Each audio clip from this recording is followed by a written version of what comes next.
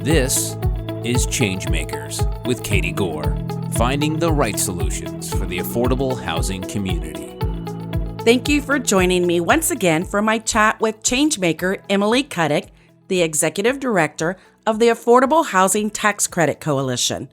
Emily, the pandemic has really moved housing instability to the forefront of policymakers, even though it's been something we've all talked about for years. And last year, your organization issued a letter to the Secretary of the Department of Treasury, really asking for more flexibility on recovery funds as it relates to low-income housing tax credits. Can you talk about that a little more and if anything has changed? Yeah, it's really changed the landscape of affordable housing advocacy. Those of us who've been in affordable advocacy for a while have been saying for probably the better part of 10 years, maybe even more, that we have a crisis with more than 10 million households spending more than half of their income in rent. And that was the statistic before the pandemic. Most of the comprehensive studies of housing affordability and need haven't even really taken into account what the pandemic has done to affordability. And we're going to be feeling the effects of that for many years. But what it did do is really elevated housing on the national agenda. It used to be more of an effort to make sure there was a carve out for housing at all in a lot of relief bills that might be moving. Now, the question over the last couple of years has not been, will there be a role for housing, but how much and what kinds?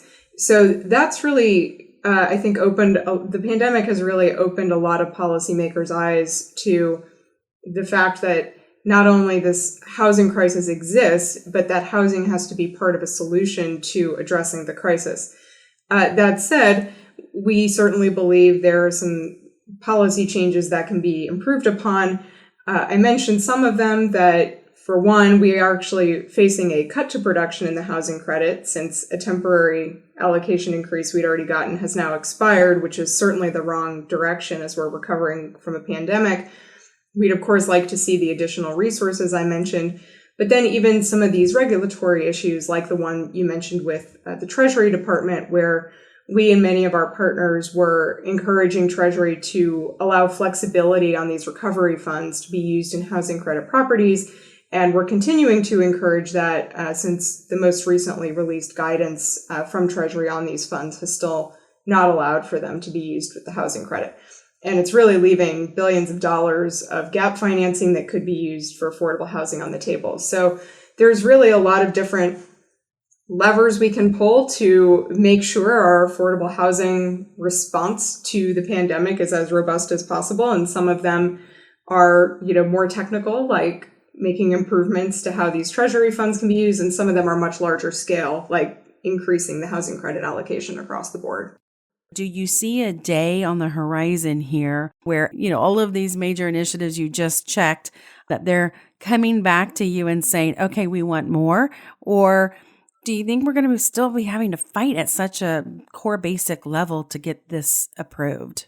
That's a great question. With any large federal program, there are always some recommendations for ways it can be improved. But we have found that both the track record of the program speaks for itself and the need speaks for itself. And so we really haven't encountered a lot of what I would characterize as opposition in Congress. And if you look at the co-sponsors on the Affordable Housing Credit Improvement Act, in the last Congress, we had everyone on the bill from Mark Meadows, who left to serve as chief of staff in the Trump White House, to members of the Progressive Caucus, like Congresswoman Ilhan Omar. So really as far on the political spectrum as you can get in either end, all signing on to support the housing credit. So do we have every single member of Congress signed on? No. But for a piece of tax legislation, and one that does address a somewhat complicated affordable housing issue, the breadth of support we have and the range on the political spectrum is really, really remarkable.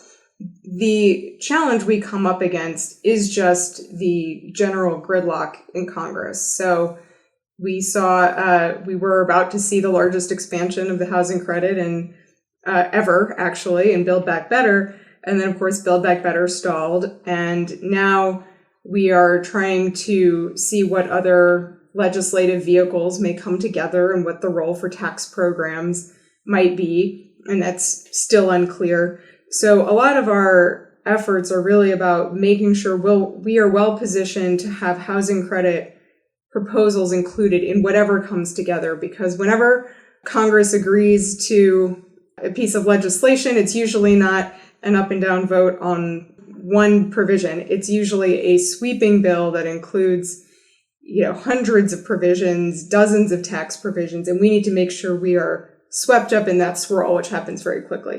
Mm-hmm. So building this really broad base of support and positioning affordable housing is it a way to address the pandemic? Absolutely. Is it a way to address inflation and rising costs? Absolutely. Whatever the legislative vehicle that comes together, there's a role here. It's really more about kind of building that base so that we're ready to advance proposals whenever something does start moving. So if you could sum up what the mission and the objectives are for the Affordable Housing Tax Credit Coalition, what would you say those are? Most concisely, I would say our mission is to expand the low-income housing tax credit. Unpacking that a little bit, there's a number of ways to do that through increasing the annual allocation, making changes to requirement for bond financing that could actually unlock quite a few resources, allowing states to put more housing credits into certain types of developments to make them more possible in areas that are harder to serve, like rural communities, Native communities, serving populations like extremely low income and formerly homeless tenants. So these are a few of the ways we get at that basic goal of expanding the housing credit. But we've got an affordable housing crisis, and the only way we can meaningfully increase the affordable housing supply is to expand the low-income housing tax credit. And so while some of the policy proposals we have are a little more detailed than that, that's really the basic goal here. Well, at Quidel, we have been doing a lot of work in the tax credit, field. We've been training compliance, and we've been doing, a lot of, initial, file work, for owners and agents. And, it is so crucial to have the expansion and have the flexibility here that this program adds. So, we value people like you and what you guys are doing to make sure that this is a resource to expand that affordable housing platform. And you guys have such a niche here that not a lot of other people are tackling. So we are grateful for that. Definitely within your organization that you guys are just kind of taking this and champion this. And, there are other, industry groups that are alongside of you guys, but, you guys are really taking the lead on this one. And I know, not just the personal level, I've managed properties that had tax credit on them. So, personally, I've seen it in the applied sense as well. And, when we have programs like this and we don't really have to reinvent the wheel, it is something that, we look at and say, you've got a functioning system. You have a resource here. It is just expanding on the success that's already there. So, yet you guys have your work cut out for it. Definitely. Well, thank you. And if I could comment on, there are a lot of really effective housing advocacy organizations, and we work closely with many of them. One dynamic that does set us apart a bit is most housing programs are run out of HUD, and they go through the spending process each year, which is a totally different track than tax legislation. And, our program is run out of Treasury. So it's been interesting, especially as we've seen negotiations over the past couple of years on COVID relief and Build Back Better.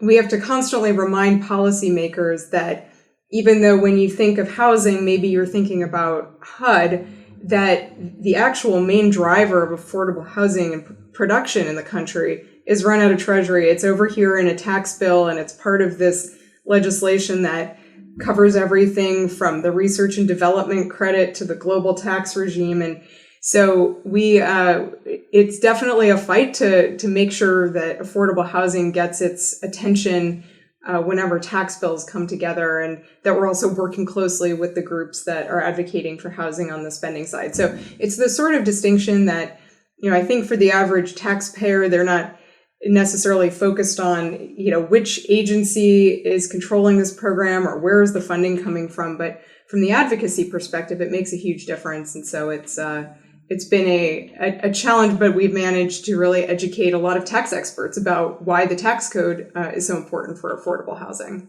When you got your master's degree in public policy from the Harvard Kennedy School of Government, did you ever envision that this is how you would be using it on the day-to-day, or did you always know this was the path that you were going to go down? Like many people I have met in affordable housing, I was not planning to go into affordable housing, but once I got here, I never thought about leaving. It's such an important policy area. At the time when I started, it did not have the national spotlight that it does now, and being part of the large group of people who've helped to get it there. Unfortunately, part of the reason it's gotten the national attention it has is because the problem hasn't gone away and has only gotten worse. But elevating this important issue, working with so many smart people who are really making a difference in so many people's lives, can't imagine a better line of work. Well, Emily, I thank you for your time. You definitely have a passion, and you've got great talent here to help keep this issue moving forward and get get stronger, basically, is what we're trying to do. So I know many of our podcast listeners are going to be excited to hear this, because it's, we know bits and pieces of it, but to have just heard it, how you have laid it out, is going to give us a more comprehensive glimpse of what's happening in the tax credit world. So Emily, thank you. We'll be able to, spread the good news here on tax credit, but where can everybody find more information about the Affordable Housing Tax Credit Coalition? You can visit taxcreditcoalition.org, and appreciate you sharing the plug for our advocacy page. We have everything you could possibly want to know about the low-income housing tax credit, so I certainly encourage you to check it out. And for those of you who are maybe not familiar with the program, there's also things like seeing a property gallery, so you can see what these properties look like in your state. And if you are familiar and want to help out with our advocacy efforts and check out the latest policy developments, there's plenty on that too. So I encourage you all to check out taxcreditcoalition.org. Thanks for listening to Changemakers with Katie Gore.